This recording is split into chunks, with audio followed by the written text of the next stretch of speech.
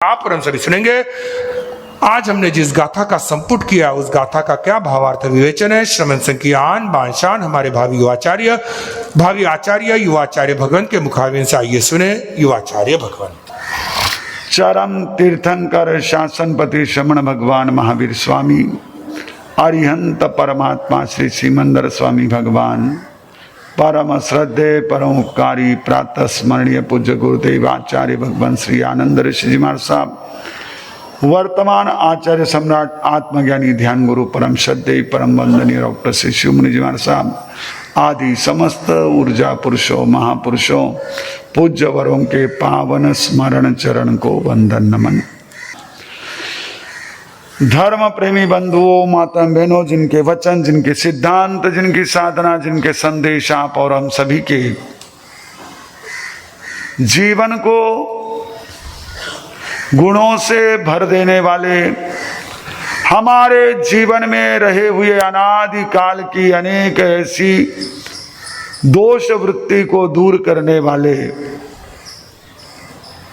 हमें परम पद तक की यात्रा करने के लिए आलंबन रूप ऐसे परमपिता परमात्मा तीर्थंकर प्रभु की देशना एवं तीर्थंकर परमात्मा के प्रति आप सभी के भीतर में रही आस्था का हार्दिक अभिनंदन। शौचाय धम्मम अर्हंत भाष्यम समाह्यम नट्टपो शुद्धम तम सदहाणाय जनानाओ इंदेव देवा हिव आगमिष्यन्ति। इस गाथा का आज यहाँ पर हमने संपूर्ण जाप के माध्यम से स्वाध्याय किया, जिसका हिंदी पद्यमय भावार्थ इस प्रकार से है। वीरजिन भाषित समाहित अर्थ पद से शुद्धतर धर्म पर श्रद्धान रखेंगे सुजन जो श्रवण कर कर्म मल से मुक्त होवे सिद्ध प्रभु बन जाएंगे स्वर्ग में अथवा सुरेश्वर इंद्र का पद पाएंगे। ये मंगल रूप अंतिम मंगल रूप गाथा जिसका भावार्थ हमने यहाँ देखा, और हमारी 25वीं गाथा का जो हिंदी पद्य भावार्थ था वो इस प्रकार था। वासनाओं से रहित, यही थी ना कि ठीना सेठा थी, ठीना सेठा थी ना, यही है। भूतुल्य सर्वाधार थे कर्म रजनाशक अमल संतोष के भंडार थे सर्वदा उपयोग युत भव सिंधु भीषण तैर कर वीर भयंकर अमित ज्ञानी हुए जग क्षेम कर। ये प्रभु परमात्मा के स्तवन के माध्यम से समस्त भव्य आत्माओं को मिश्र ऐसा यह अमृत दिया गया, विशेष अमृत दिया गया। इसमें भव्य आत्माओं को साधना के सूत्र भी है और भव्य आत्माओं के प्रेरणा स्रोत, भव्य आत्माओं के आधारभूत, भव्य आत्माओं के लिए जो आलंबन रूप है, ऐसे परमात्मा के स्तुति के सुक्त भी। योग वासिष्ठ ग्रंथ में कहा गया, अपूर्वाह्लाददायिन्य उच्च स्तर पदाश्रया अतिमोहापहारिण्य सुक्तयो ही महीयसाम। महापुरुषों की जो सुक्तियां होती है वे अपूर्व आह्लाद को देने वाली, अपूर्व यानी नेवर बिफोर, बिल्कुल सही शब्द। ये सामर्थ्य परमात्मा के सुक्ति में है, परमात्मा के वचनों में है कि जो हमने कभी अनुभव नहीं किया, ऐसे अपूर्व आह्लाद को देने वाले, आह्लाद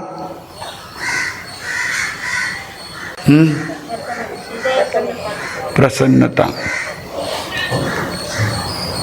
आह्लाद यानी प्रसन्नता, ऐसी प्रसन्नता जो किसी व्यक्ति वस्तु स्थान पर अवलंबित नहीं है, इंडिपेंडेंट प्लेजर, बिना किसी भी बाहरी कारण के होने वाली जो प्रसन्नता, आपको हमें देखकर, हमें आपको देखकर होने वाली प्रसन्नता कैसी है? ये बाहरी कारण से होने वाली।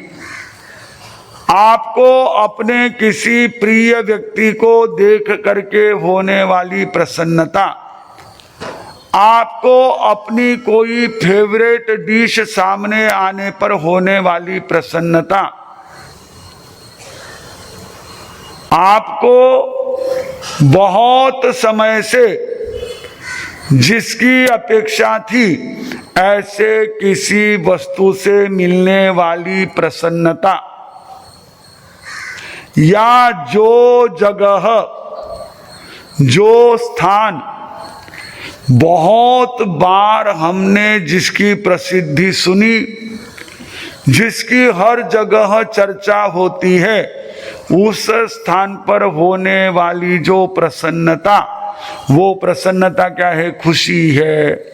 वो प्रसन्नता प्रसन्नता कहलाती है। वो हमारे भीतर में थोड़ी देर के लिए होने वाला सुकून का अनुभव है, थोड़ी देर के लिए चोखो लागे। जो चोखो लागे वो प्रसन्नता जो है वो कैसी है? वो परावलंबी है। वो किसी न किसी बाहरी निमित्त पर आधारित है। लेकिन ये जो आह्लाद है, ये प्रसन्नता बाहर में कुछ नहीं। भले ही हमने यहाँ पर पुच्छितसनम संपुट का जाप बाहर में किया, आपने गाया, हमने गाया, साथ में बैठे हम सभी एक दूसरे के साथ स्वर में स्वर मिला करके इसका यहां गायन किया, लेकिन हम परमात्मा की स्तुति कर रहे हैं, परमात्मा की भक्ति कर रहे हैं। ये जो भाव हमारे भीतर में एक आह्लाद देने वाला है, वो अपूर्व आह्लाद है।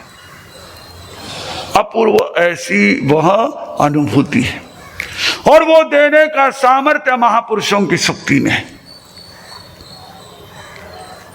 उच्च स्तर पदाश्रया, और श्रेष्ठ पदों से बनी हुई होती है।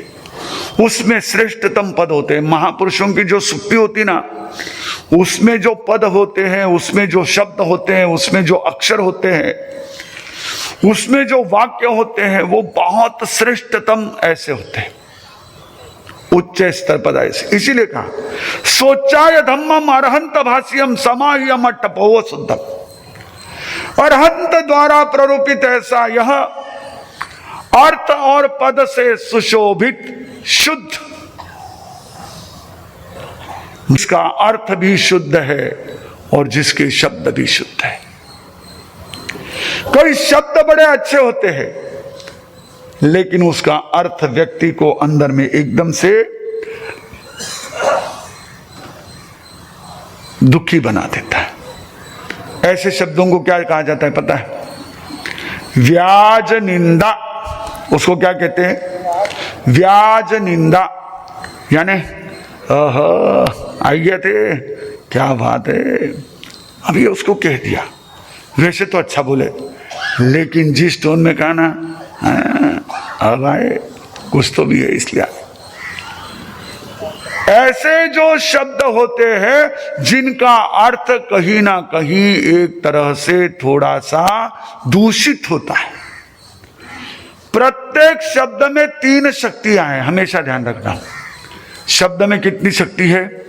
3 शक्ति है। कौन कौन सी? पहली शक्ति अभिधा। पहली शक्ति कौन सी? अभिधा। ABHIDHA, अभिधा शक्ति। अभिधा शक्ति यानी मैंने कह दिया रुमाल और आपने देख लिया यह अभिधा। जो शब्द के साथ अर्थ सामान्य रूप से जोड़ा जाता है उसको क्या कहते हैं? अभिधा। दूसरा लक्षणा। जैसे कह दिया भाई मेरे पास रुमाल है, अब यहां रुमाल शब्द का अर्थ क्या हुआ? सामने वाला कह रहा था अपना पसीना पोछो, अपना ये नाक पोछो, ये कह रहा था तो मैंने कहा रुमाल है। इसका अर्थ केवल रुमाल नहीं है, पोछने के लिए मेरे पास में साधन है, देने की जरूरत नहीं है, लक्षणा। और तीसरा व्यंजना। कोई व्यक्ति बड़ा दुखी है, बहुत गमगीन है, ऐसे समय में किसी ने कहा इसको रुमाल ला कर दो।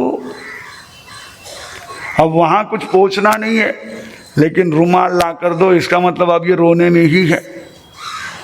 व्यंजना, अभिधा, लक्षणा, व्यंजना, ये 3 शक्तियां शब्द के साथ है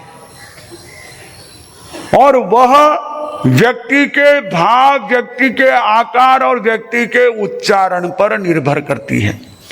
बोलने वाला किस भाव से बोल रहा है, बोलने वाला किस टोन में बोल रहा है और बोलने वाला किस शब्द को बोल रहा है, इस पर वो शक्ति निर्भर करती है। जैसे एक हमारे वहां वाक्य आता है, अस्तम गतो अर्कः, सूरज ढल गया। अब सूरज ढल गया यानी शाम हो गई, लेकिन यही अगर किसी ने सुन लिया, संतों ने सुन लिया, तो उनका पानी चुकाना हो गया, प्रतिक्रमण का टाइम हो गया। किसी श्रावक ने, जैसे अभी आप लोगों ने यहाँ पर इस चतुर्मास में 24 नियम का एक सुंदर उपक्रम चला था, उसमें सहभाग लिया कईयों ने। उसमें था रात्रि भोजन त्याग। अब जिन्होंने 2 महीने के लिए किया उनको भी धन्यवाद, जिन्होंने 4 महीने के लिए निरंतर रखा है उनको भी धन्यवाद, और जो इसे अपने जीवन पर्यंत अपनाना चाहते हैं उनको भी धन्यवाद। क्योंकि अगर आप रात्रि भोजन त्याग चौविहार वाला 1 साल तक करते हो तो 6 महीने का आपको तप का लाभ होता है। ऐसे गुरुदेव और हमारे बुजुर्ग और हमारे पूर्व आचार्य कहा करते थे। तो सूरज ढल गया यानी अब रात्रि भोजन का त्याग जिनको है उन्होंने कुछ लेना नहीं है। ऐसे इस तरह से जो एक ही वाक्य उसके कई अर्थ निकलते हैं, तो ये लक्षणा, अभिधा, लक्षणा, व्यंजना होती है। तो परमात्मा का जो है वो अर्थ से भी शुद्ध, उसमें कोई भी आप अभिधा से देखो तो भी अर्थ बड़ा ही निर्मल, शब्द इतने सुंदर, उसका अर्थ भी बहुत सुंदर, सीधा सीधा। वो शब्द का अर्थ भी बहुत एक तरह से सामर्थ्यशाली, और उसका लक्षण से भी अर्थ निकालो तो वो भी बहुत सुंदर। अभी आप सुन रहे हो, एक एक गाथा पर हम लोग आपके सामने बात रखते हैं, क्योंकि वो है इतने, उसमें चीजें भरी हुई, बहुत सामर्थ्य है, अर्थ बहुत है। हम जितना अर्थ आपको बताते हैं ये भी उसका छोटा सा अंश है। हम गागर जितना बताते हैं सागर जितना उसमें है। तो जिसमें अर्थ लक्षणा का हो, व्यंजना का हो, व्यंजना भी हम देखें तो वो व्यंजना भी प्रत्येक भव्य आत्मा के लिए कहीं ना कहीं एक तरह से उसे निर्दोष बनाने वाली व्यंजना शक्ति। तो अर्थ से शुद्ध और पद से भी शुद्ध। शब्द बड़े ही एक तरह से एक एक शब्द उसमें मोती जैसा।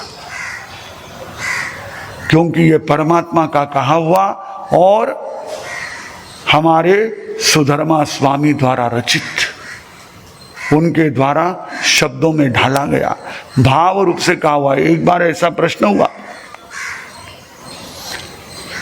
कि यह जो है 12 अंग, ये श्रुत ज्ञान, ये शाश्वत है या अशाश्वत है, नित्य है या अनित्य है, ये परमानेंट है या टेम्पररी है?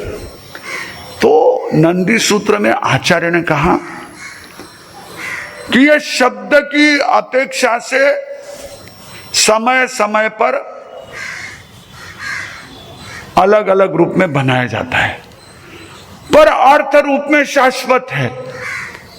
चाहे इससे पहले उत्सर्पिणी रही, चाहे इसके पीछे वाली अवसर्पिणी रही, कोई भी काल चक्र रहा या आने वाले समय में भी, भाव वही रहेंगे। शब्द कुछ बदले हुए हो सकते हैं। तो अर्थ जो है, उस अर्थ को कहने वाले ऐसे शब्द, क्योंकि गणधरों द्वारा ये लिखे गए, कहे गए, और हमारे उस महान आचार्य परंपरा द्वारा हम तक पहुंचाए गए, शायद ही हमारी जैन परंपरा के इन आगमों को जानने मानने वाले ऐसे कोई महापुरुष रहे होंगे जिन्होंने वीरत्वी का स्वाध्याय न किया। ऐसा शुद्ध है, यानी जैसे असली सोना होता है, सालों साल नहीं सदियां भी बीत जाए तो भी उसकी चमक, वैसे ये पद है। अर्थ और पद से शुद्ध जो परमात्मा के वचन है, उनको सुन करके सोचाय धम्मम अरहंत भाष्यम समाह्यम, अच्छी तरह से कहे गए अर्थ और पद से शुद्ध, तम सद्दहाणाय जना अनावु, उसको श्रद्धा करने वाले तेरे प्यारे भ्रम सारे नियारे होवे, तुम आओ ना, तुम आओ ना, हाँ जी तुम आओ ना, जरा के धर्म सुन जाओ ना। ये प्रभु महावीर के द्वारा उच्चारित, गणधरों द्वारा जिसे हम तक पहुंचाने का ऐसा वह परम उपकार किया गया, वो गंगा के समान निर्मल, जैसे गंगोत्री से निकला हुआ वह पानी, चाहे आगे उसमें प्रवाह में कितने भी अलग अलग तरह के स्थान स्थान से आने वाले तत्व मिल जाए, फिर भी उसकी पवित्रता कम नहीं होती। वैसे ही ये वचन, और आपको जो बार बार यहां पर उत्तराध्ययन सूत्र के स्वाध्याय के लिए प्रेरणा दी जा रही, वो कारण यही है कि ये परमात्मा के वचन जो श्रवण करता है, उन वचनों के माध्यम से जो धर्म को, तत्व को ग्रहण करता है, वह उन वचनों पर श्रद्धा करता हुआ अनावु या तो सिद्धि पद को प्राप्त कर लेता है, या देव गति को, और या फिर देवेंद्र के पद को प्राप्त कर लेता है। इतना सामर्थ्य, इसको हम बहुत नहीं, क्या है वो क्या रहता है, अरे भैया हमारा ऐसा काम नहीं है, हमको क्या करना है। भाई कोई कंपनी वाला यदि मार्केटिंग करेगा उसके प्रोडक्ट का, और उसका माल आप खरीदोगे, तो उसका उधर क्या हो जाएगा, कमीशन बनेगा, उसकी वहां पर जो है पोस्ट बड़ी हो जाएगी, उसकी सैलरी होगी, उसको बोनस मिलेगा, हमको क्या लेना देना। हम तो ये चाहते हैं कि अवसर हमारे समक्ष उपस्थित होता है दीपावली का, जिन दिनों में अगर हम प्रभु महावीर की अंतिम देशना के रूप में जानी गई मानी गई ऐसी उत्तराध्ययन सूत्र की स्वाध्याय उसकी साधना करते हैं तो वो हमारे लिए बहुत ही आनंद देने वाली, लाभ देने वाली। क्योंकि कहा ना, अपूर्व आह्लाददायिन्य उच्च स्तर पदाश्रया अति मोहापहारिण्य, और हमारे अति मोह को दूर करने वाला है। हम यहाँ मूल गाथा का, मूल पाठ का स्वाध्याय भी करेंगे और साथ साथ में थोड़ा थोड़ा सा उसका रस ग्रहण भी करेंगे कि उसमें क्या प्रभु ने भाव फरमाए, उस अध्ययन में क्या फरमाए, ये भी हम साथ साथ में चर्चा करेंगे। क्योंकि जो इनको जानता है, इन पर श्रद्धा कर लेता है, वह अपनी शुभ गति का रिजर्वेशन 100% फाइनल कर लेता है। इसीलिए कह रहे कैसे नहीं मारा साहब, माने मालूम नहीं तो अच्छो है तो चौको है, नहीं तो मैं तो आवता ना अंदता, माने कोई प्रॉब्लम है। अबार तो कोई दशहरा दिवाली का काम भी नहीं था ज्यादा, और अबे वो तो टाइम तो घणो अच्छो रखो, आप सुबह 8-9 बजा रहो, फिर बाद में बोलो उसकी वजह पहले कह दिया morning 8 to 9, after that you are free to go your office, to go your shop, to go your home, but not to go anywhere other anywhere. हाँ, नहीं तो मार सब बोलिया जाए सको, अब मारो जावण बाकी रह गयो तो वे तो जाने आ गया सा, माना भाई सा तो जाने आ गया, मारो रह गयो जावण रो, अबे जाने आ जाओ, अबे पुछ श्रम पूरा रह गयो, अबे जाने आ जाओ परी। माना भाभी सा गया परा था, उड़े जाने आ गया, जापान जाने आ गया, नेपाल जाने आ गया, राजस्थान जाने आ गया, महाराष्ट्र जाने आ गया, मारो रह गयो अंदा था, मैं जा रही हूँ अबे, मैं 8 दिन वास्ते जो, अबे नहीं यूं भी तो अपना पुच्छुश्रम पूरा रह गयो ना अंदा था, मैं उड़े फॉर्म दे दियो, आप देख लीजो, मारा पूरा दिन भर दिया, मैं के चौको कर बेन घणो चौको, हमारा वास्ते भरिया कोई फॉर्म बेन थे आई गया, माने घनी प्रसन्नता 100%, इसमें कोई शक नहीं। मैंने शुरुआत में आपको कहा कि आपको हमें देखकर और हमें आपको देखकर जो प्रसन्नता होती है, वो प्रसन्नता अपनी जगह पर है ही, लेकिन वो थोड़ी देर के लिए, फिर आप चले जाएंगे, फिर हम भी चले जाएंगे पट्टे में, फिर कौन बैठा रहेगा पर स्टेज पर और कौन यहाँ बैठे रहेगा सामने, सोना ये आंगन वो चालू हो जाएगा, फिर क्या है? ऐसे ही है संसार, यही है। किसी व्यक्ति वस्तु स्थान पर निर्भर हमारी प्रसन्नता कुछ क्षण के लिए होती है, बाद में वो सौरों में, दुख में या उदासीनता में परिवर्तित हो जाती है। केवल यही ऐसी प्रसन्नता की लहरी है। आप भले ही घर पे चले जाओ, भले ही आप 8 दिन बाद याद करो, बड़ा आनंद आता था पुच्छी सुनम संपुट की साधना के लिए दौड़े दौड़े पहुंच, वो आनंद वहां उस समय नहीं चालू है, लेकिन वो आपको भीतर ही भीतर एक आनंद की अनुभूति दे रहा है। तो जो इसकी श्रद्धा करता है, परमात्मा के वचनों पर आस्था रखता है, वो जन्म मरण के चक्र से मुक्त हो सकता है। अनायु आयुष्य कर्म का बंध नहीं करता है। अगर वह इस समय 5वें आरे में जन्मा, जहां उसका एक भाव तो कम से कम होना ही है, तो वो शुद्ध निश्चित रूप से श्योरली देवगति या देवेंद्र के पद को प्राप्त कर सकता है। ये सामर्थ्य, और ऐसा परमात्मा का स्तवन हमने यहां किया। 25वीं गाथा में जैसे कहा गया था, पुड़ोव में धुने गए ही, वे पृथ्वी के समान है। पृथ्वी जैसे सहिष्णु होती है, कितना उस पृथ्वी को खोदा जाता है, कितना उस पृथ्वी को रौंदा जाता है, कितना उस पृथ्वी पर प्रयोग किया जाता है, आपकी सड़कों से लेकर, आपके मकान से लेकर, आपके बोरिंग से लेकर, आपके तालाब आदि से लेकर के कुएं आदि से लेकर, हर जगह सबसे पहले किस पर आघात होता है? आपको चलना हो तो भी पृथ्वी पर आघात, और आपको कुछ लेना है तो भी पृथ्वी पर आघात, पर उसको सहन करती है। वैसे ही परमात्मा कैसे भी उपसर्ग, कैसे भी परिचय, विचलित नहीं हुए। अगर आपने एक बार कहीं कुदाली डाल दी या कहीं आपने एक्सप्लोजिव लगा दिया जिसका धमाका होता है ऐसा लगा दिया, और उससे अगर पूरे शहर में भूकंप आ गया तो गड़बड़ हो जाएगी। केवल वहीं थोड़ा सा हलचल हो जाएगी, थोड़े पत्थर फूट जाएंगे, ठीक है, वो तो आपको चाहिए ही था। लेकिन जैसे पूरे धरती पर कंप नहीं आता है, वैसे प्रभु थे, उनके परिचय उपसर्ग आए, पर प्रभु विचलित नहीं हुए। ठीक है, उससे कहीं ना कहीं कुछ ना कुछ 100% हुई होगी शरीर में, लेकिन मन में अंदर में कुछ नहीं। शरीर में तो हुआ ही ना। हम कहानी में सुनते हैं जिस समय किले निकाले गए उस समय प्रभु के मुंह से चीख निकली थी, तो शरीर को तो हुआ ही है कष्ट, लेकिन वो उनके अंदर नहीं। तो जैसे बोरिंग से धरती में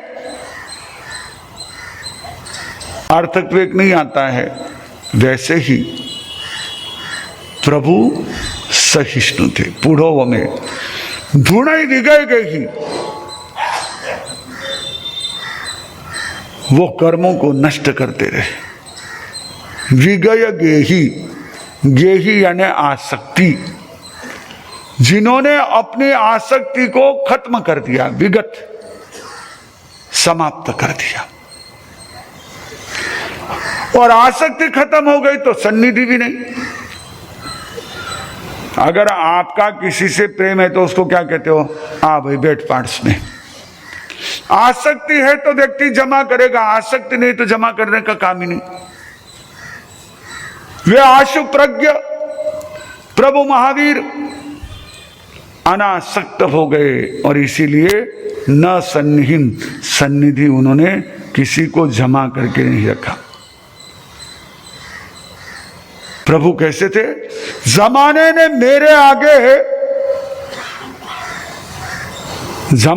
मेरे आगे भी दुनिया पेश कर दी थी। प्रभु के लिए जमाने ने मेरे आगे भी दुनिया पेश कर दी थी, मगर मैंने तो अपना फायदा इनकार में देखा। मगर मैंने तो अपना फायदा इनकार में देखा। जिसने ले लिया वो फंस गया। भगवान इनकार करते रहे, उसको ठुकराते रहे। ठुकराना वो रहा, ठुकराना यानी किसी को लात मार के निकल जाना नहीं है, वो तो एक हमारा व्यवहार है। ठुकराना यानी चाहिए नहीं भाई, जा एक बार की ये खत्म कर दे, सब कुछ नहीं चाहिए। दुनिया जमाने ने मेरे आगे भी दुनिया पेश कर दी थी, मगर मैंने अपना फायदा इनकार में देखा। ऐसे प्रभु थे। धन में सुखरी धारणा सागर धारे लोग। सामान्य व्यक्ति जो होते ना, धन में सुखरी धारणा, सागर नाम के कवि वो कहते हैं, धन में सुखरी धारणा सागर धारे लोग। पुद्गल सुख है पांगला, असली सुख संतोख। भौतिक सुख है पांगला। पांगला यानी, हाँ, पांगला यानी जो अधूरा है, जो डिपेंड है।